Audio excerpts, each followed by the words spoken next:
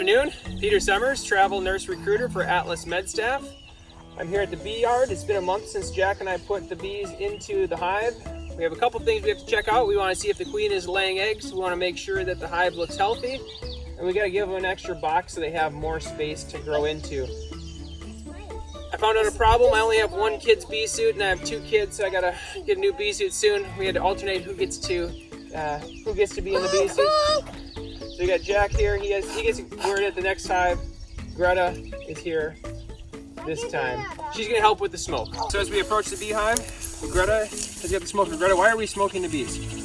To get them out of the hive to remove the honey system. Well, more so we can calm them down. We're gonna try to calm them down. So would you put a couple of puffs of smoke by the entrance? Put it by the entrance. Just like one puff of smoke. Okay, now come back by me. And what we're gonna do is we'll lift up our hive, our lid, and Greta will give another puff of smoke in there. Okay. They're not coming out. Take off this lid. I don't notice any of them stop dropping and rolling. Okay, what the smoke's gonna do is it makes it harder for them to communicate. We shouldn't need too much smoke. The less the better. So as we open this thing up, all we're looking for is whether or not the queen is still laying eggs successfully. Start by taking out a frame from the outside because there aren't any bees on there, and then we'll work our way towards the middle. You don't need to smoke them until it gets a little bit more wild. All right, so this frame, the bees have drawn out the wax a little bit. And I do see some queen eggs, some eggs in there laid by the queen. I see the eggs. And I don't know if you'll be able to see those or not. I see the eggs. Where are they? They look like little tiny grains of rice. Oh, yeah, I see them. Okay, so there's eggs on that frame. That's good. That means the queen's laying. We don't have to actually find the queen to know she's doing her job. Wow. And this frame's pretty interesting too. I want to see the eggs. You can see the center part here is capped brood. So those are eggs that were laid. They turn into larvae. Larvae look sort of like grub worms or wax worms. And then they cap it with wax and they transition into bees underneath this wax. And it takes about 3 weeks for a honeybee to go from egg until bee ready to emerge. I wonder what it would be like to be a bee. You can see here in the center, this is where the queen would have laid her first eggs, and those bees have already emerged. And the young bees are the ones that they look a little bit lighter in color. So like this would be an example of a new bee. And if we're right here, this bee is actually starting to emerge from the cell right now. As I work with the bees here, I try to be as calm as possible. Try not to disturb them and agitate them. Nobody really likes to be agitated. Queen can also be hard to find if she happens to be laying an egg at the time you're looking for her, because then she's in the cell. And do you think that she's laying an egg? Well, she does lay up to 2,000 eggs per day, so That'd be. it's a good chance she could be. And really what we're looking for is just a bee that's acting different than the other bees. She walks differently. The other bees respond to her differently. Okay, well, this is one of those hives that has the invisible queen. But that's okay. Okay, Greta, you want to stand next to your hive that you painted? Why do we paint the hives? To make it more, so they can tell which boxes are theirs, because theirs looks different than the one next to it now. All right, let's put the lid on. And they should be quite good for a while now. Can I at least smoke that other hive? Yeah, you can smoke the other hive. No? We're going to do the entrance to this hive. What is my out? Okay, can you smoke it, please? Another one more puff.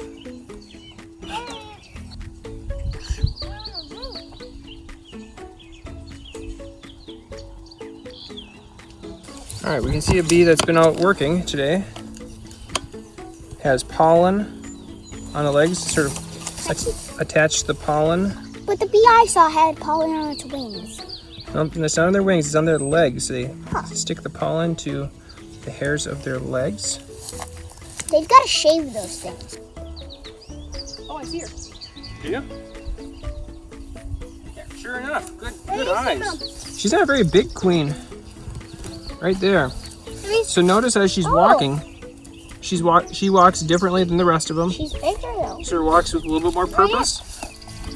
She's looking for cells. Either she's looking to get away from the light because the hives are normally dark, or else she's looking for cells that need an egg. You can see her abdomen's a lot longer than the other bees.